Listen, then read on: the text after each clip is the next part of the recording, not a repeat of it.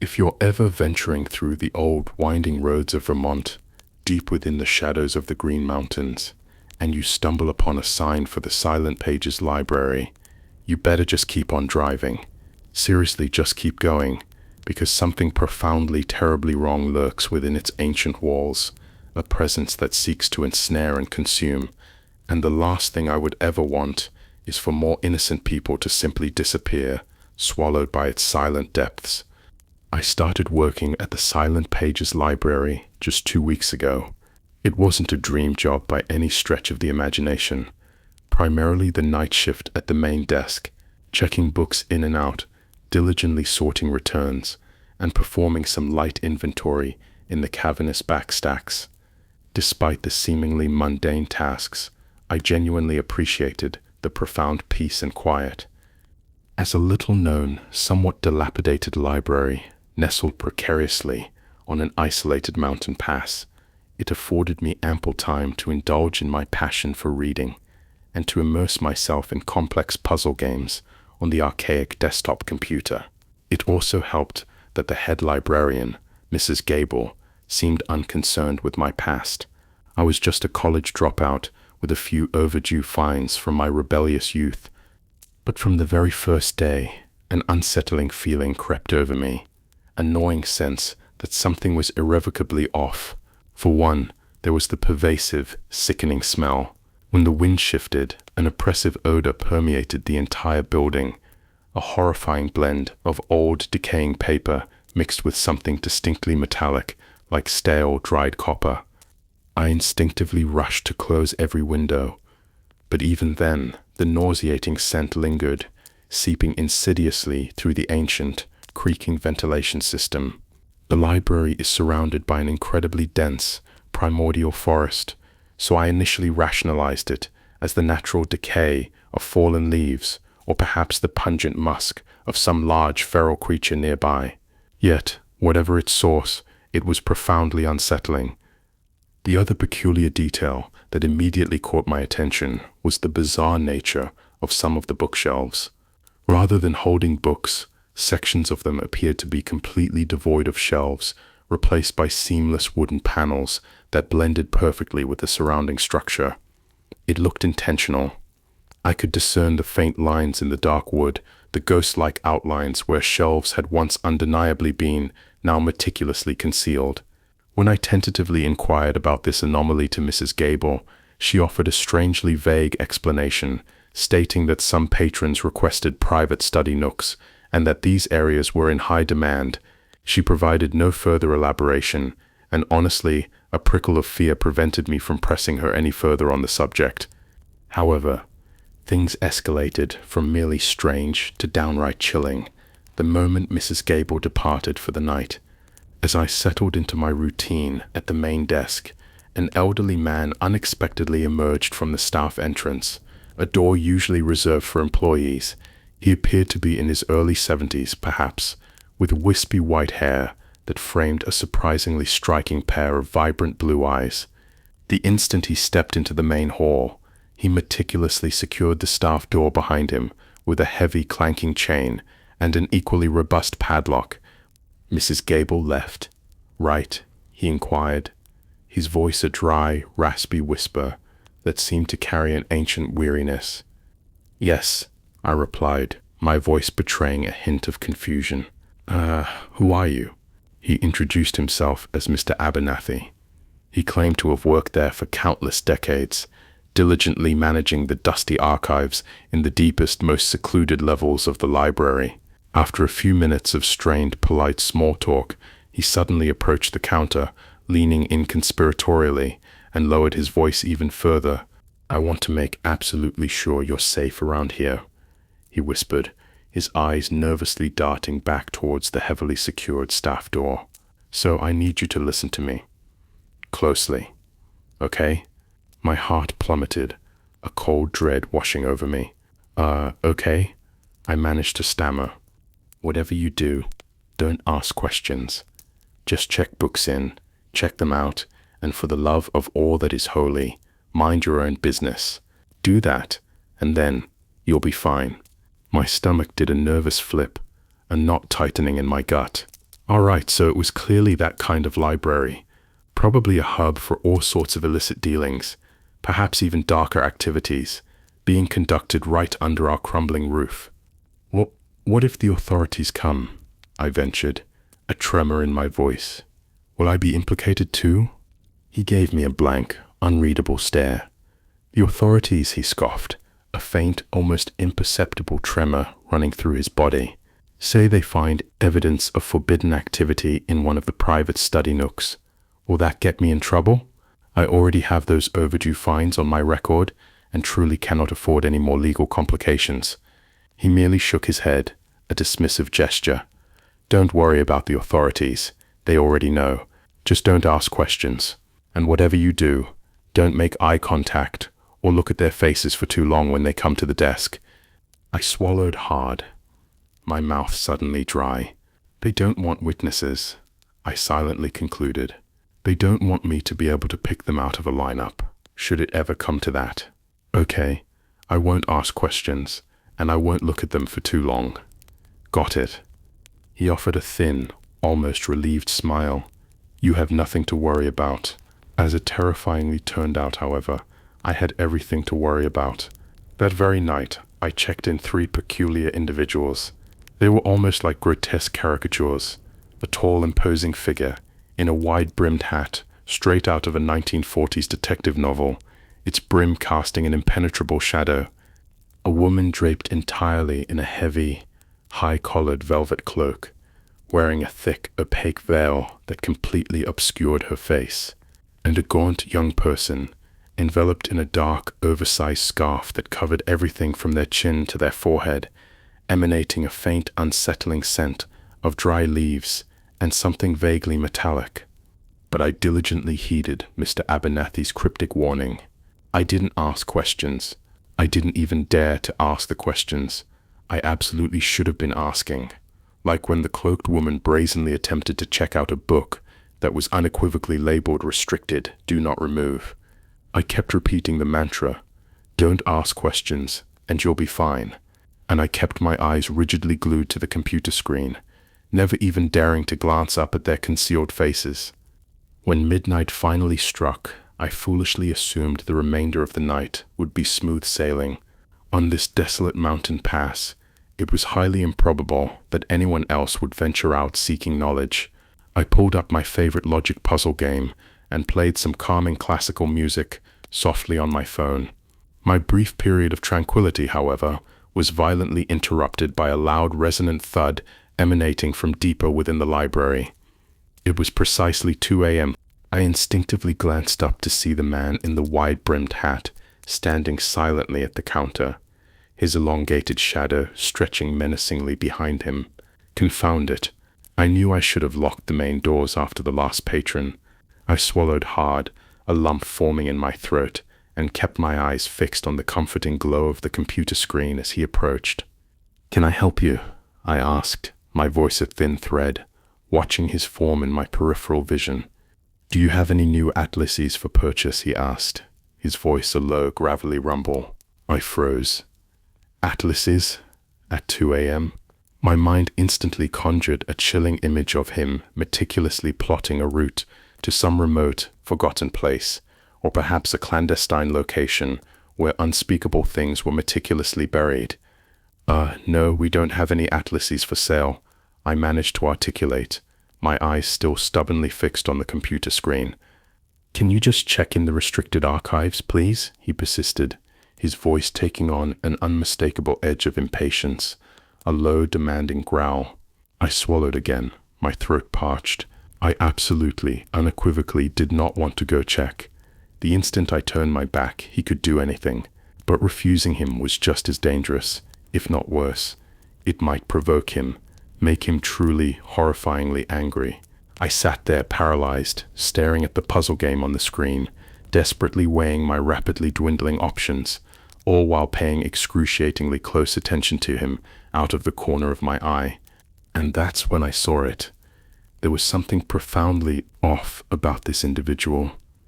His hat brim seemed to cast an unnatural, almost impossible shadow over his upper face, as if the eyes they were supposedly covering weren't quite in the right place.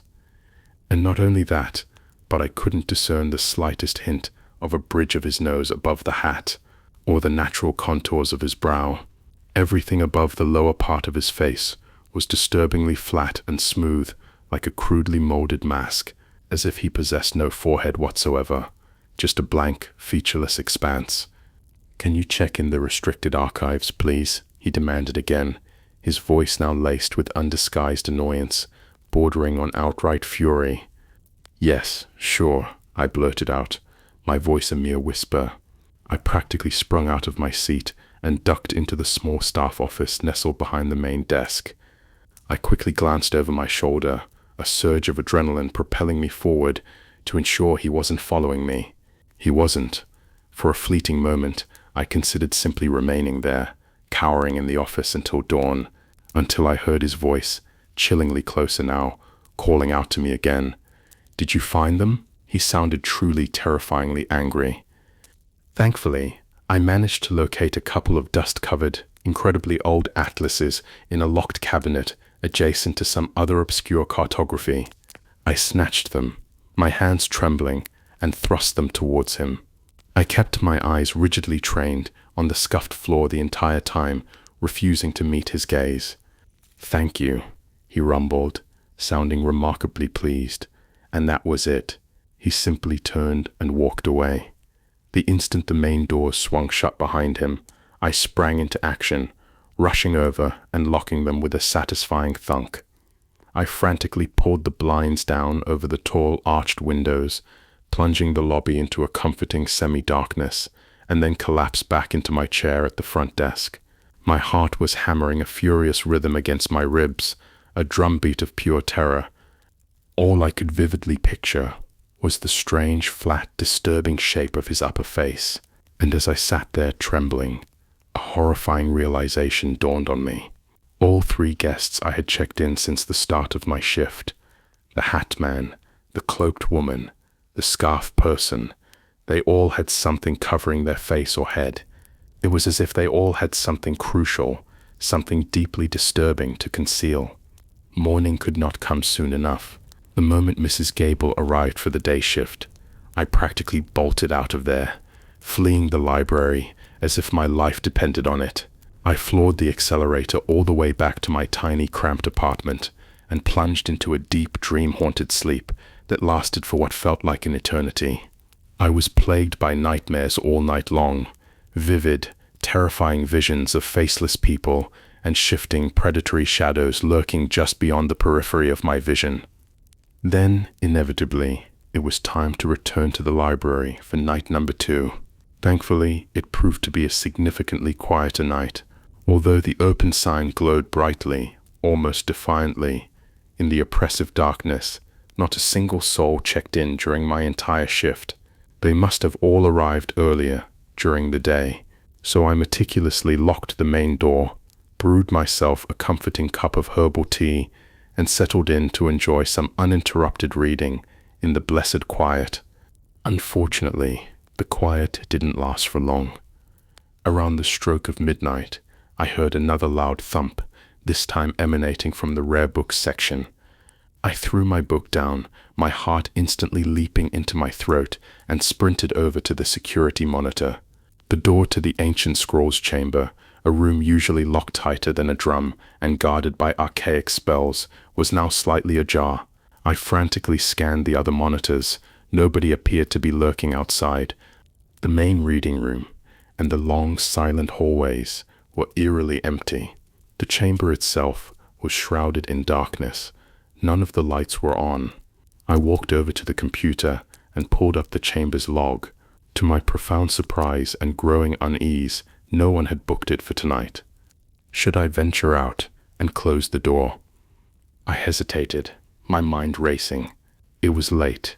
There was no one around, except for the occasional distant car on the lonely mountain pass, their headlights briefly cutting through the swirling snow. If someone had broken into that forbidden chamber and then attacked me, there would be no one to hear my screams, no one to come to my aid. So I kept the main doors locked tight and cautiously opened up the security camera feed instead. As I rewound the footage, My blood ran cold as I witnessed what had transpired.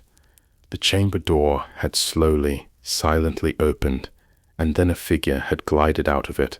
I couldn't discern their face, only their long, shimmering silver cloak, reflecting the faint ambient light. They then vanished into the uncatalogued manuscript section. I quickly cross-referenced that section on the computer. It was logged to a patron named Elias Thorne. I frowned. It seemed highly likely that Elias was brazenly entering our restricted chambers and possibly disturbing ancient, priceless artifacts. Mr. Abernathy must have forgotten to properly secure the chamber after he finished his archives work.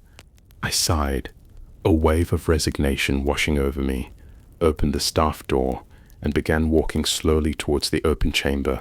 I considered knocking on the uncatalogued manuscript's door, but then a flicker of Mr. Abernathy's warning echoed in my mind. Keep your nose out of other people's business. I'd simply lock up the ancient scrolls chamber and retreat to the lobby, like a good, compliant little employee. I advanced cautiously towards the open chamber, but as soon as I drew near, a truly horrific smell wafted out of the room, assaulting my senses. It was like something burning, but with a sickeningly sweet, cloying undertone, a scent that crawled into my nostrils and lingered. My stomach churned violently. What in the name of all that is sacred did Elias do in there? Burn some arcane incense? Stash some odd chemicals?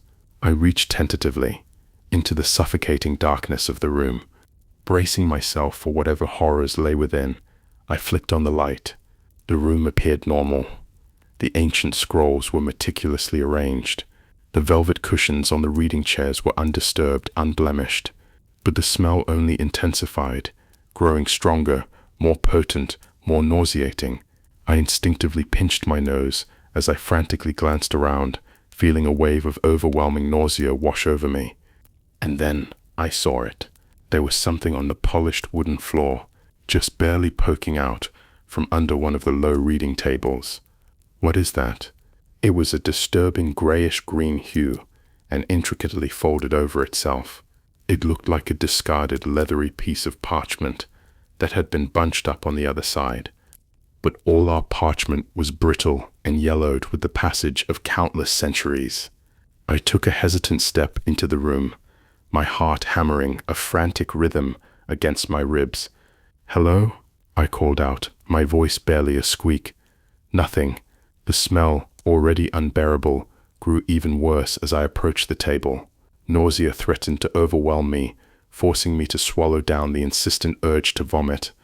I peered over the side of the table and froze. There was a grotesque pile of grayish-green, slightly shimmering material folded over itself on the other side, but my mind instantly recognized certain horrifying shapes attached to it. Awfully familiar shapes, like three long, thin, unnaturally elongated digits, ending in sharp, pointed tips. It looked precisely like a discarded glove, made of some alien, reptile-like hide, poking out from under one of the folds. It looked exactly as if someone had shed their skin. I stumbled back, my legs suddenly like jelly beneath me, threatening to give way. It can't be. I retreated further, scrambling backwards towards the door, my throat bone dry, my lungs refusing to draw in enough air, because it didn't make any rational sense. It didn't even make sense for it to be a crime. There wasn't a single drop of blood on it. It hadn't been severed or cut off someone. It was disturbingly like a snakeskin, clean and perfect, retaining the exact shape of its former wearer, like a ghostly, horrifying shell. I bolted out of the room, and then I saw it. Walking towards me down the long, silent main corridor was the shimmering figure I had glimpsed earlier, the one from uncatalogued manuscripts. Strands of their silvery cloak hung limply over their face, but I could discern through the translucent fabric that there was something profoundly wrong with their head. Their eyes, if they possessed such a feature, seemed to be set far too wide apart, creating an unnatural, almost insect-like appearance. They glided towards me, moving with terrifying speed. Their light, almost imperceptible footsteps made no sound whatsoever on the polished floors. I had no desire whatsoever to discover what they would do if they caught me. I spun around, a jolt of pure terror coursing through my veins, and ran as fast as my legs could carry me. I could hear them gliding effortlessly behind me, moving with a terrifying swiftness that no human could possibly achieve. But I forced myself to go faster and faster, my lungs burning, until I burst into the main lobby. I slammed the lock shut with a desperate click and collapsed into the staff office, where the protective glass shielded me from their view. That's when the insidious whispering began. Just outside the main doors, I could distinctly hear it, soft, sibilant whispers, like dry leaves rustling in a forgotten wind.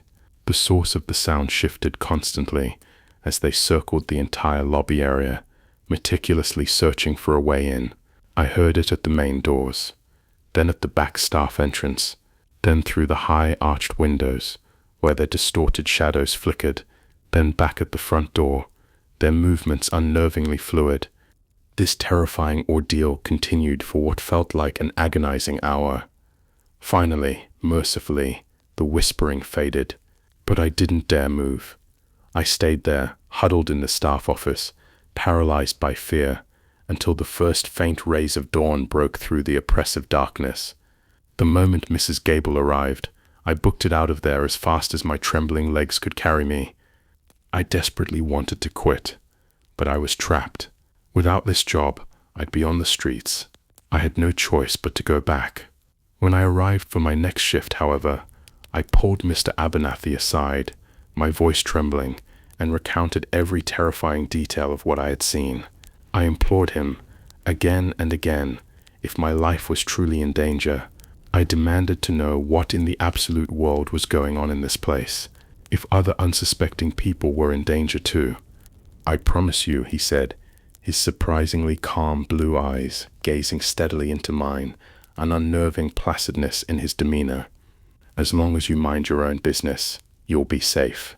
So that's what I did. I kept my head down, my gaze averted, and for the next few days, nothing truly extraordinary happened. Sure, there were a few more peculiar individuals who checked in, wearing elaborate masks or wide-brimmed hats or extra-long scarves, but I simply forced myself to avoid eye contact with them, to keep my head down and my nose firmly out of other people's deeply disturbing business. But then came that one night in late December. It was snowing heavily. Then, I vividly remember, the snow descended in thick, swirling sheets, transforming the world outside into a blurred landscape of white. And every so often, I heard the wind howl like a hungry, predatory beast, rattling the old, decaying windows with an ominous tremor. I wasn't expecting anyone to come in that night. I hadn't seen many cars driving by on the remote mountain pass. The storm seemed to effectively keep everybody indoors, safe and warm. But then I heard a knock, a distinct, insistent rap on the glass. When I looked up, my blood ran cold. I saw a woman staring in through the window of the main doors. A profound chill, colder than the blizzard outside, ran down my spine. She was wearing a heavy woolen hood that kept her face almost entirely in shadow, and she was aggressively, frantically banging on the thick glass. It was as if she was in an extraordinary hurry, her movements jerky and desperate. I instinctively grabbed the sturdy letter opener I always kept discreetly under the counter and slipped it into my pocket, my fingers tightening around its cold, metallic grip. Then slowly, cautiously, I approached the door. "Do you have any available private study nooks?" she asked in a low, gravelly voice, barely audible above the pounding fury of the snow and wind. The open sign glowed brightly, almost mocking, behind her. There was no conceivable way she could have missed it. "Yes, come on in," I said, my voice sounding strangely hollow to my own ears. I unlocked the door with one trembling hand and gripped the letter opener even tighter in my pocket with the other. She stepped inside, a faint plume of snow accompanying her. Melted snow dripped from her heavy coat onto the pristine wooden floor, forming dark, expanding puddles. I barely spared her a glance, my gaze immediately dropping to the floor. I just turned around and walked back around the counter, my movements stiff and unnatural. Then I sat down at the computer, my eyes fixed, almost hypnotized on the screen. In my peripheral vision, I could sense her, leaning precariously over the counter. Her face was only about a foot or two from mine, terrifyingly close, so close that I could distinctly smell the faint, musty scent of damp earth emanating from her clothes, a smell that spoke of graves and decay, so close I could hear the rhythmic plop-plop of drops of melted snow falling onto the counter from her sodden hood. "Can you go faster?" she demanded, her voice dry and raspy, laced with an unsettling impatience. "Sorry, madam. I'm going as fast as I can," I replied, my heart now pounding a frantic rhythm against my ribs, threatening to burst through my chest. "It's an old system." My trembling fingers slipped on the mouse as I rushed to click the required buttons, my movements clumsy with fear. "I don't have all night," she growled, leaning even closer to me, her voice a low guttural snarl. My eyes were itching, burning, with an almost unbearable urge to glance up at the woman whose face was now mere inches from mine, but I forced myself to stare at the screen, my resolve hardening. Whatever the absolute truth was here, I was absolutely not going to be a witness. I was not going to look up and find myself face to face with something I couldn't possibly comprehend, something that defied all logic and reason. "Your name?" I asked, the words escaping my lips almost automatically. The instant the question came out of my mouth, I froze. I merely needed a name to book the study nook. That was all, but maybe she wouldn't interpret it that way. Maybe I wasn't supposed to ask for names. Maybe that was part of Mrs. Gable's unspoken, terrifying understanding with certain very specific patrons. Thankfully, nothing immediately drastic happened. After a heart-stopping second of hesitation, she replied, "Eleanor Vance." The name struck me as undeniably fake. A common first name, a common last name, but at this point, who even cared? I quickly typed her name into the system and completed the booking process. She paid for the nook with old tarnished silver coins, another unsettling detail that sent a fresh wave of unease through me. But I tried desperately not to worry about it, to dismiss it as eccentricity. I turned my back, my movements stiff, and retrieved an antique brass key from its hook on the wall. "Nook number 5, I announced, extending it towards her. She took it, her fingers brushing mine, and offered a curt, "Thank you." Then she simply waited by the door, an unnerving stillness about her. I waited for a minute, then 2, but she didn't leave. "Do you need something else?" I asked, my voice strained, still careful not to make any eye contact. "Can you escort me to my nook?" Oh no, absolutely not. There was no way, under any circumstances, that I was going to venture out there. Not in the middle of the night. Not with this profoundly creepy woman. That was tantamount to a death sentence. I glanced out the window, my eyes scanning the swirling white landscape, and spotted her vehicle, an ancient, unidentifiable carriage, drawn by 2 dark, silent horses, stood eerily in one of the nearby parking spaces. My mind raced with images of what she could do to me out there, alone in the snow, dispose of my body deep in the mountain woods where no one would ever find it. And the longer I furtively observed her in the corner of my eye, the more I noticed disturbing details. There were faint, almost imperceptible patterns on her hood and cloak, like dark, spreading moss growing on damp, ancient stone. Her face, half hidden in the perpetual shadow of her hood, was incredibly pale, almost translucent, as if the light simply passed through her. Her jaw was covered in something that wasn't stubble, but seemed to absorb the light, making it difficult to discern. Her teeth, when she shifted her mouth slightly, were a horrifying shade of brownish black, jagged and uneven. "Can't you just go yourself?" I stammered, desperation creeping into my voice. "I have something that I urgently need to do here. My boss is going to get seriously annoyed if I leave the desk unattended. You can take 2 minutes to walk me to my nook," I demanded. I sat there in stunned, terrified silence. She sounded truly furious, her voice a low, dangerous rumble. My heart pounded in my ears, deafening me to everything else. "Okay," I said finally, the word barely a whisper. My fingers curled around the comforting, solid grip of the letter opener in my pocket. And then, with a profound sense of dread, I joined her by the door. "I'll walk you to your nook." She offered no thanks. She simply grabbed the door handle and swung it open with surprising, almost unnatural force. It nearly slammed back into my face. I stepped out into the swirling, unforgiving snow with her. The parking lot was a swirling vortex of blinding white, and our feet crunched loudly through the fresh, powdery snow. The biting cold seeped relentlessly through my thin sneakers, and I shivered uncontrollably. I followed the woman to her carriage, maintaining a cautious distance of a good 15 feet.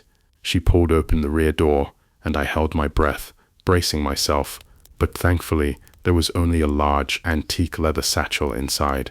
She hoisted it onto her shoulder with surprising ease and started walking towards nook number 5.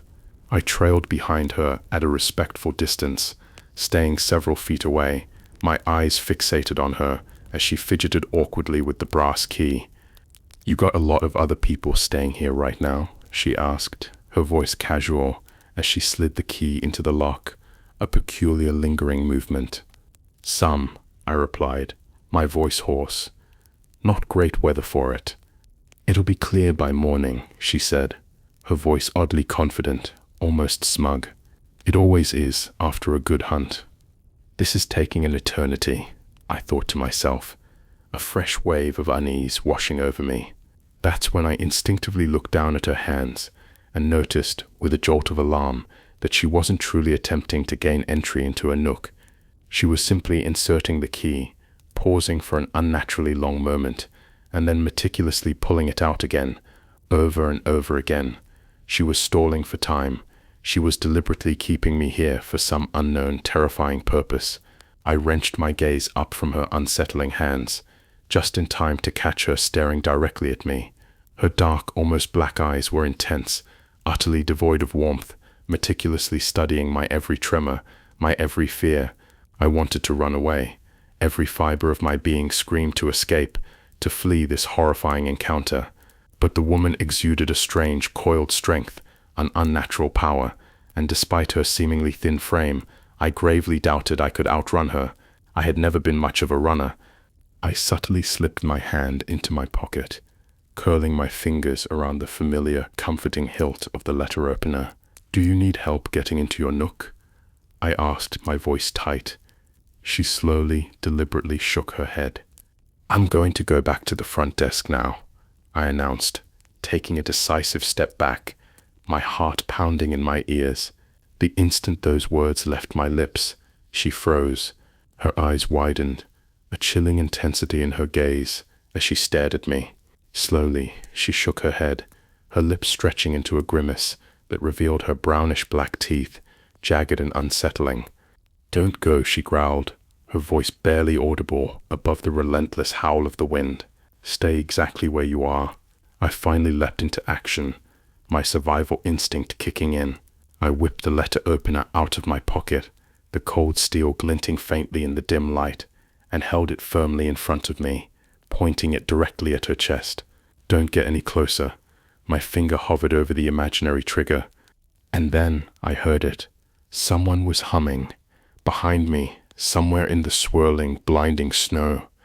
The eerie, discordant melody cut through the falling snowflakes like a sharpened knife, chilling me to the bone.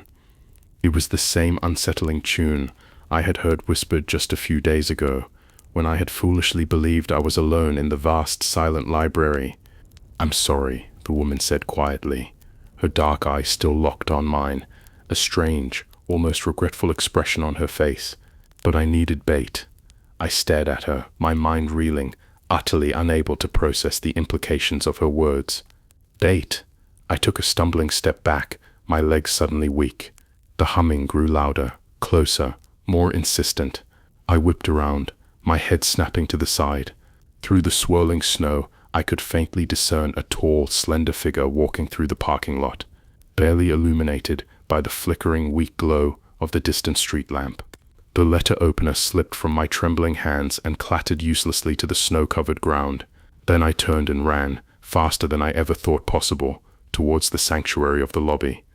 The humming abruptly stopped, and then, terrifyingly, I could hear loud crunching footsteps, growing louder with every single second behind me, gaining rapidly. I swung the door open, slammed it shut with a resounding thud, and frantically turned the lock, my fingers fumbling. I pulled the blinds down over the tall window, plunging the lobby into oppressive darkness. Panting, my lungs burning, I cautiously opened a sliver of the blinds with my fingers and peered out into the horrifying night. There was a figure standing in the parking lot, the same shimmering figure I had seen a week ago, its form subtly distorted by the swirling snow. Their cloak and clothes were dusted with fresh powdery snow, making them seem even more ethereal. But they were smiling, this vast, elongated, grotesque grin that stretched impossibly across their face, sending a profound, bone-deep chill down my spine. And their eyes were utterly alien, wide and wild, incredibly bright, almost glowing with an unnerving inner luminescence. In the suffocating darkness, it almost appeared as if they possessed no irises at all, just two chilling pinholes for pupils, staring directly at my locked door, piercing the glass with their gaze. I took a single, deliberate step forward. I instinctively ran over to my desk, my heart pounding like a drum, grabbed my cell phone, started frantically dialing 911. Come on, operator. I'm at the Silent Pages library, and there's this weird woman, and this entity. I was abruptly cut off by a loud, tearing, sickening sound nearby. I sprang to the window and looked out. The woman who had booked Nook number 5 was now running towards the shimmering figure, her movements desperate and frenzied. She was holding something aloft in the air, a short, bone-white shiv, shining faintly, eerily, in the swirling snow. She's confronting it. I screamed into the phone, my voice raw with terror. The shimmering figure's face underwent a horrifying transformation. Their features twisted, contorted, and their impossible grin crept up to their eyes, stretching unnaturally, grotesquely. Their arms cracked and stretched with sickening pops, extending to an impossible length, their fingers elongating into razor-sharp talons. They blinked, and their glowing eyes turned a terrifying pure white, utterly devoid of pupils or any semblance of humanity. Their body twisted unnaturally at the waist, contorting so that they were facing the woman directly. With fast, jolted, unnatural movements, they leapt at her. Within mere seconds, she fell, her body twisted into an impossible broken shape, a grotesque parody of a human form. The shimmering figure stood triumphantly on all fours above her, their knees bent the wrong way, their elongated fingers far too long, digging into the snow. With another horrible, wet, crackling sound, their necks stretched out an impossible 2 feet long, twisting like a snake, their heads swaying back and forth, sniffing the air with an animalistic intensity. And then, slowly, deliberately, they looked at me. I recoiled from the window with a guttural scream, stumbling backward. I opened my mouth, desperate to utter a sound, to scream again, but only a pathetic, choked, squeaking sound escaped. By the time I forced myself to make it back over to the window, the shimmering figure was standing upright again, looking down at their brutal act. They appeared normal once more, the light from the street lamp glinting off their silken cloak, their forms strangely ordinary. Then they simply stepped over her lifeless body and walked calmly towards the library entrance. To my utter horror, they produced an ornate, unfamiliar key, a key that could not possibly belong to a human, and calmly unlocked the main doors. Then, with an unnerving grace, they disappeared inside. The local sheriff's deputies arrived a few minutes later, their headlights cutting through the swirling snow like a beacon. I frantically begged them to check the uncatalogued manuscripts section. I insisted, my voice hoarse and desperate, that something truly horrible was lurking inside. But then they knocked on the door to that section, and a completely normal-looking man opened it, holding a dusty ancient tome in his hands, his expression utterly benign. I watched from the lobby, my heart hammering. I couldn't hear much of their conversation, over the relentless swirling snow and howling wind. But they weren't apprehending him. They weren't accusing him. They seemed to simply be having a friendly, casual chat, asking him what he'd seen. Then they thanked him, a strange, knowing look in their eyes, and came back to me. "We'll need to see the security tapes from tonight, please," one of the deputies said, his face grim, his eyes unreadable. But when I showed them the tapes, they grew quiet. An unsettling, profound silence fell over them. One of the deputies made a hushed call to someone, his voice barely a whisper, saying something about an old problem re-emerging. The other two deputies then quietly, firmly ushered me out into the main lobby, their faces unnervingly serious, their movements deliberate.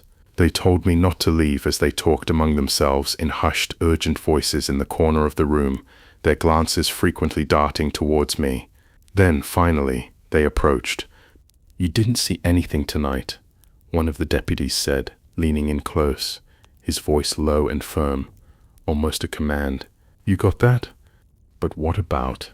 I started, my voice weak, attempting to protest. "Listen to me very, very carefully," he interrupted, his voice dropping even further, a chilling intensity in his tone. "You didn't see anything, just like you never had any prior issues with the law in your entire life." "What?" I stammered, utterly bewildered. "You understand me?" he asked, his eyes unblinking, fixed on mine with an unnerving intensity. The silence stretched out between us, long and heavy, broken only by the relentless howling wind outside, a mournful lament. "Yeah, I got it," I said, my voice barely a whisper, wavering on the edge of hysteria. "I didn't see anything. I left the library that night, and I swear to you, I never went back. They told me to keep my mouth shut, and for a long time I did. But the silence is worse than the fear. I have to warn you, if you ever see a sign for the Silent Pages Library, keep driving, don't slow down, and for the sake of your very soul, never look back.